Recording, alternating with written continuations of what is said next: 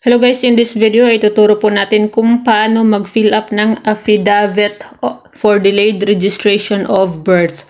So marami po nagtatanong dun sa ating previous video on how to process delayed registration of birth certificate.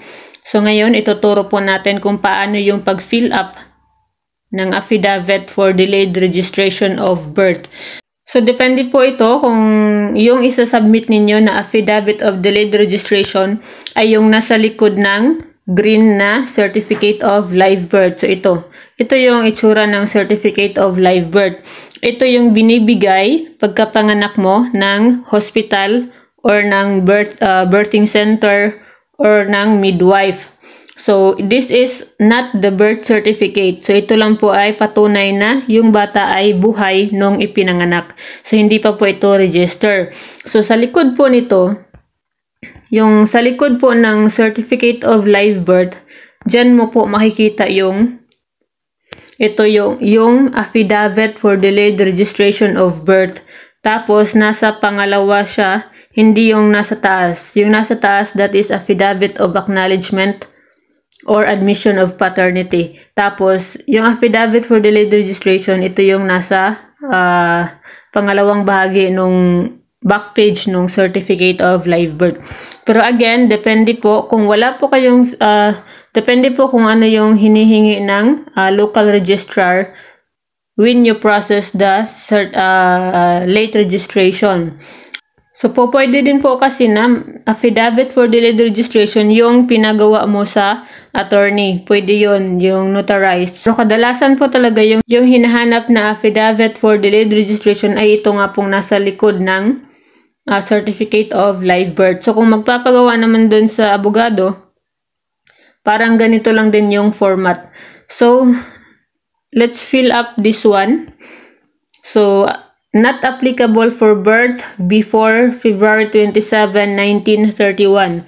So, kung pinanganak ka before 1931, so hindi po ito po pwede. So, anyway, we are 2024 na ngayon. So, 93, kung 93 years old na yung applicant or pataas, so hindi po ito po pwede sa kanya. So, now, affidavit for delayed registration of birth. So, sino ang maaaring mag-fill up nito? Either the person himself if 18 years older or over. So, pwedeng mag-fill up nito yung kung ikaw applicant ay 18 years old pataas. Again, 18 years old pataas lang yung pwedeng mag-fill up nito. Kung minor or 18 years old below, dapat yung father, yung mother, or yung guardian. Pwede yung guardian. So, umpisahan natin ay blank of legal age, single or married and with residence and postal address at after having been duly sworn to in accordance with law, do hereby depose and say. So kung sino yung mag-fill up nito, yung pangalan mo yung ilalagay mo dyan sa I blank. Tapos, and postal address at blank. So, yung complete address mo ng inyong permanent address kung saan kayo nakatira. So, again, address, pangalan mo, ikaw na nag-fill up ng form na to, kung father ka, kung mother ka, kung guardian ka, pangalan mo. Kung ikaw yung applicant, kung ikaw yung magre-register for delayed registration, pangalan mo. Dapat 18 years old ka, pataas. Tapos, number 1, that I am the applicant for the delayed registration of my birth or of the birth of blank. So, halimbawa, hindi ikaw yung kukunan ng delayed registration. So, ilagay mo dyan yung the birth of blank. So, ilagay mo dyan yung pangalan nung anak mo na kukunan mo ng delayed registration of birth. Kung ikaw naman yung applicant, so ilagay mo yung pangalan mo dyan. That I am the applicant for the delayed registration of my birth or of the birth of. So again, dapat pangalan dyan ng kung sino yung kukunan ng delayed birth certificate. Number 2, that I or he or she So, yung address mo, yung address was born on. So, yung first blank nga po pala ay yung birthday. Born on, for example, January 2, 1994. So, ilagay mo dyan. Remember, ito ay para na dun sa kung sino yung kukunan ng delayed registration of birth. That I or he or she was born on, so for example, January 2, 1994, at blank. So, kung saan siya ipinanganak or kung saan ka ipinanganak. That I or she or he or she was attended at birth by. So, kung sino yung nagpaanak sa kanya. Kung for example, midwife, dapat isulat dyan yung complete name ng midwife or ng nurse who resides at blank. So, address ng midwife or ng nurse. So, dapat address niya, who resides at blank.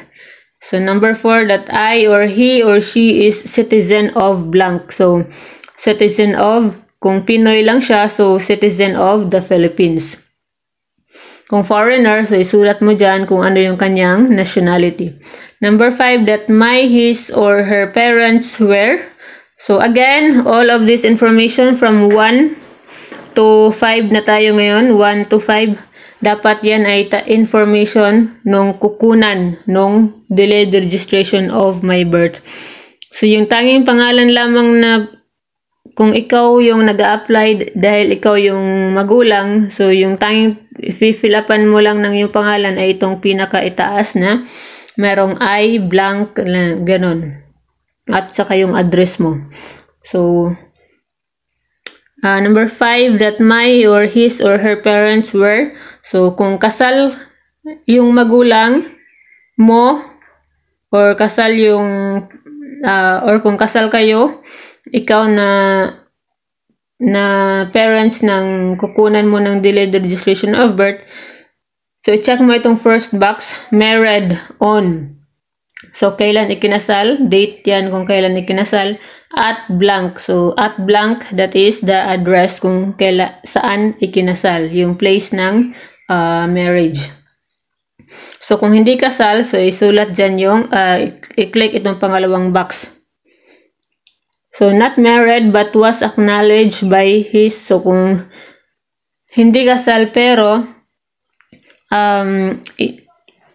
yung anak mo ay i-acknowledge or tinatanggap ng kanyang ama, so, isulat dyan yung pangalan ng father. Number 6, that the reason for the delay in registering my or his or her birth was due to blank. So, ano yung rason? Bakit na-delay yung pag-register ng birth ng iyong anak or ng birth mo kung ikaw mismo yung applicant? So, ilagay dyan yung rason. Bakit na-delay? Number 7, that a copy of my or his or her birth certificate is needed for the purpose of blank. So, kung ano yung purpose, bakit, excuse me, bakit kailangan mo ng birth certificate? Bakit ka nagpo-process ngayon for the delayed registration? So, kung, for example, for the purpose of school requirements, for the purpose of marriage, for the purpose of working abroad, mga ganon. Kaya anong purpose, isulat mo dyan. Number 8, for the applicant only. So, kung ikaw mismo yung applicant na kukuha ng delayed registration para sa sarili mo dahil 18 years old above ka na, so sa number 8, i-check mo itong first box. Kung kasal ka, so isulat mo dyan that I am married to blank. Isulat mo yung pangalan ng iyong husband. Kung parents ka naman, at ikaw yung nagpa-process ng delayed registration ng iyong anak, so ito yung pangalawang box yung i-check mo. For the father or mother or guardian, that I am the blank of the said person. So, kung father ka, isulat mo that I am the father of the said person. Kung guardian ka, isulat mo that I am the guardian of the said person. Tapos, signature of affiant. So, signature mo dito. Ikaw na nag-fill up nito. So, ito naman sa baba, huwag mo nang fill upan. Dahil, yan na po, fill upan para na po to doon sa administering officer kung sino yung magpa-process ng iyong delayed registration of birth. So that's all for this video. Sana ay nakatulong sa inyo. And good luck po sa pag-file ng delayed registration of birth certificate.